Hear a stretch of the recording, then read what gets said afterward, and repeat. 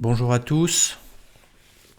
Alors aujourd'hui, je voulais vous parler d'un utilitaire qui permet d'importer tout ce que vous avez acheté sur D&D Beyond dans Encounter Plus avec quasiment la même qualité que la façon dont c'est présenté dans D&D Beyond.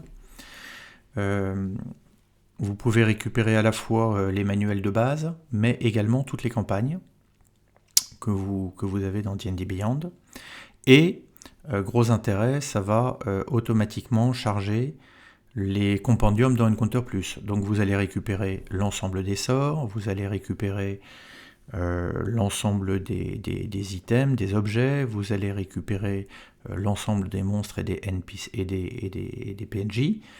Et donc, pour démarrer ou pour démarrer une campagne, ça va être quelque chose d'assez rapide. La seule contrainte, c'est que jusqu'à présent, dans D&D Beyond, on a tout en anglais.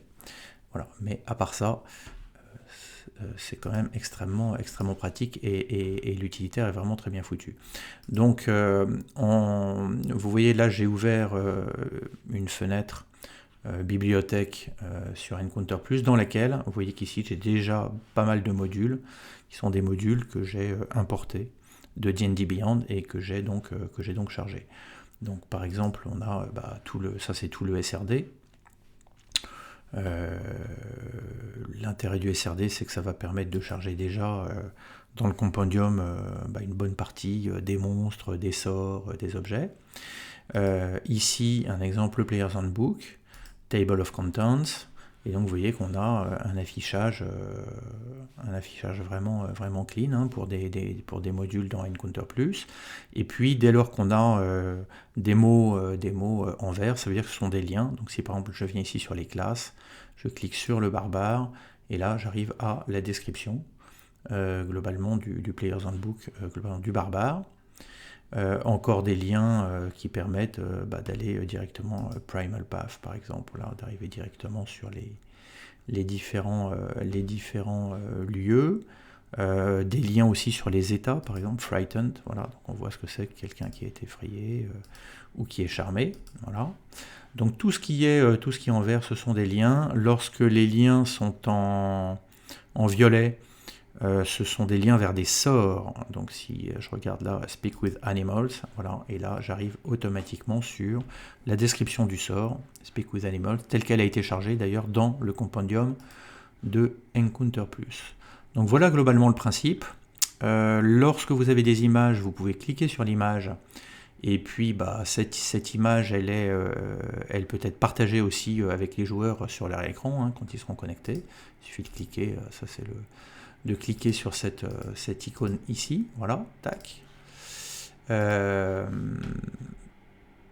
Si je vais voir, donc là comme je suis dans le manuel de joueur, si je vais sur le chapitre sur les sorts, je ne sais pas, les sorts de magicien, et on a l'ensemble des sorts de magicien, et puis vous voyez que si on clique sur n'importe lequel, ça s'affiche, on voit que le sort s'affiche et la description du sort s'affiche dans les pages du module, mais si je clique sur les noms des sorts, je vois bien que j'arrive sur la description du sort, et là je suis dans le compendium d'Encounter Plus, et je vois bien que l'ensemble du sort a été chargé dans le compendium d'Encounter Plus.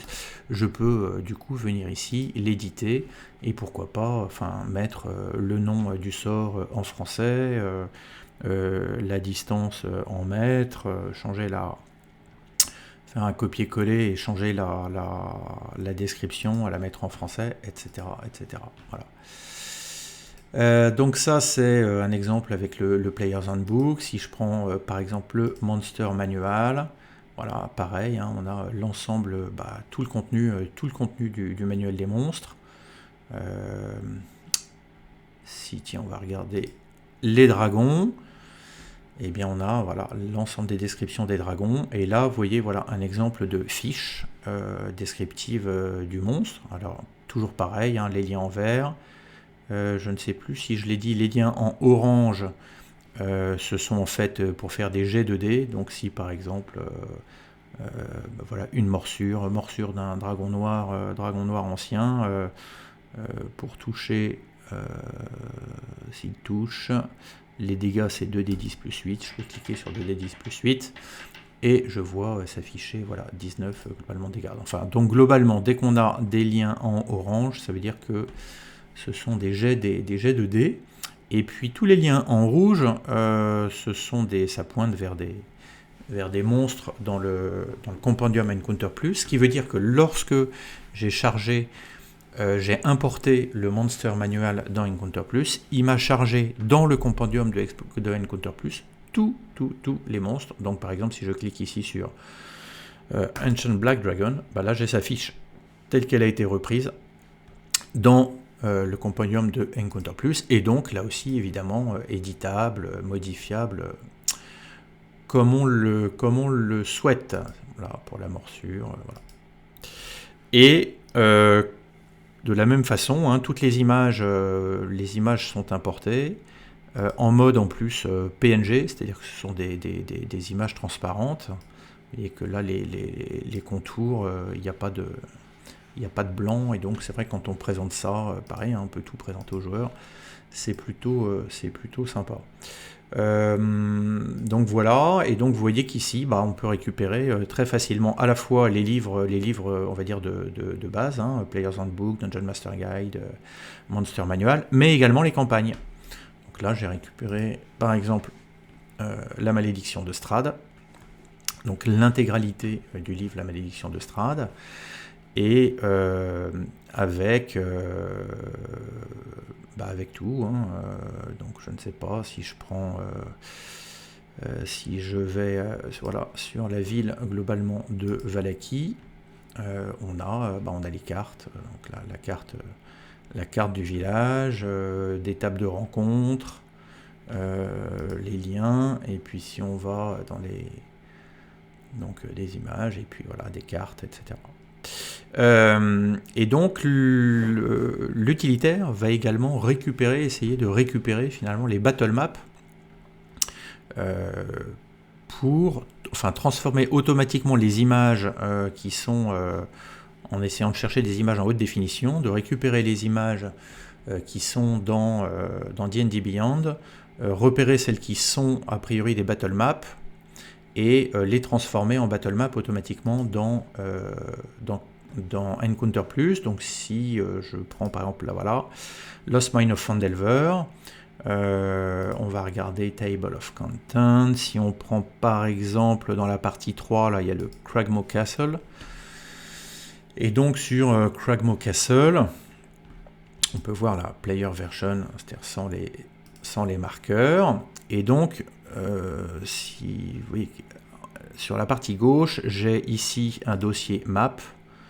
Je vous montrerai, c'est une option. Moi, j'ai choisi de stocker toutes les maps d'un module ou d'une campagne dans un répertoire. Et donc là, si je prends le Cragmaw Castle, je peux directement le charger, puisque l'utilitaire a permis à repérer que c'était une battle map, et donc automatiquement la créer globalement en tant que battle map. Voilà. Donc vous récupérez automatiquement un module prêt à l'emploi avec tous les liens qui vont bien, le compendium qui a été chargé et les battle maps qui sont également chargés. Alors il reste quand même un petit travail à faire, puisque globalement l'ensemble des murs, des portes, des fenêtres, etc., voire des éclairages des lumières n'ont pas été faits, donc il faut faire ça pour chaque battle map. Mais pour le reste, c'est déjà, ça c'est moi qui ai fait ça, quand ça arrive, ça n'est pas comme ça. Par défaut, on n'a pas encore les monstres qui sont posés, mais je vais vous montrer ça. Donc il y a quand même un travail à faire sur les maps, et aussi notamment de les peupler des rencontres qui sont associées. Donc si je prends par exemple sur cette zone-là, je ne sais pas, sur la 5, je ne sais pas si normalement il y a des rencontres ici, c'est pas sûr. 6, c'est Hobgoblin Barracks. Alors si on dit voilà, il y a 4 hobgoblins quelque part, hop, je peux très bien charger ici, voilà, mes hobgoblins. Et donc vous voyez qu'il m'a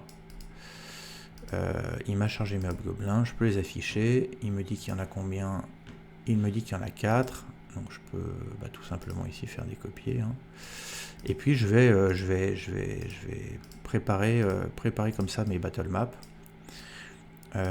avec des rencontres que je positionne d'ores et déjà dans les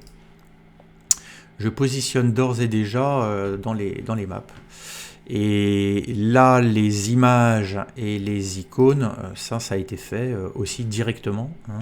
Si je clique sur le Hobgoblin, donc on a voilà, l'image globalement du Hobgoblin qu'on pourrait montrer ici aux joueurs.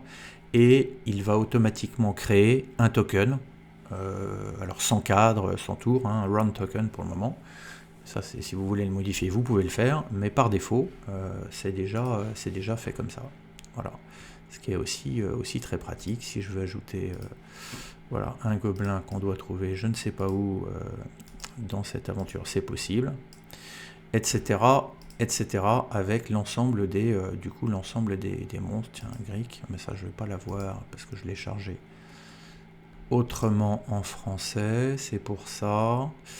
Qu'est-ce que je peux avoir d'autre par exemple? Enfin bon, globalement il y a un peu tout, hein. Si je cherche un dragon, juste pour voir un peu la taille, voilà, adult par exemple, Green Dragon, si je le charge, voilà. Et donc là vous voyez que c'est exactement le même principe, hein, il a été chargé. Il doit être de taille large, c'est ce qui fait qu'il occupe, huge même, c'est ce qui fait qu'il occupe plus de cases que 6 cases, enfin 3 x 3. Voilà, donc super outil qui permet véritablement de gagner du temps pour récupérer l'ensemble des campagnes, les battle maps. Il reste un peu de travail à faire, mais c'est quand même à minima. Et puis à charger tous les compendiums avec l'ensemble des éléments. Qu'est-ce que je peux vous montrer d'autre? Ah oui, alors l'outil. Donc l'outil, c'est un outil qui s'appelle EncounterLog. Voilà. Et cet outil EncounterLog, donc vous voyez qu'il y a un menu en haut. Quand vous allez sur, je passe pas tout en revue, quand vous allez sur Compendium, vous venez sur Shared Books, Core D&D, et là vous voyez l'ensemble des modules que vous avez, auxquels vous avez accès sur D&D Beyond, et vous venez simplement ici choisir par exemple Tomb of Annihilation, Download Module.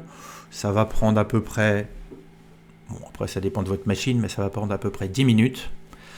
Et il va vous créer le module, vous téléchargez finalement le module et le préparer pour être directement intégrable dans Encounter Plus. Donc par exemple Tomb of Annihilation, je pense que je ne l'ai pas là dans ma liste à gauche, mais je l'ai déjà récupéré sur D&D Beyond. Si je vais donc sur Settings, que je fais Import, je viens ici sur, où est-ce qu'il est, Tomb of Annihilation, il est là, et donc je peux le récupérer. Voilà, ça le charge.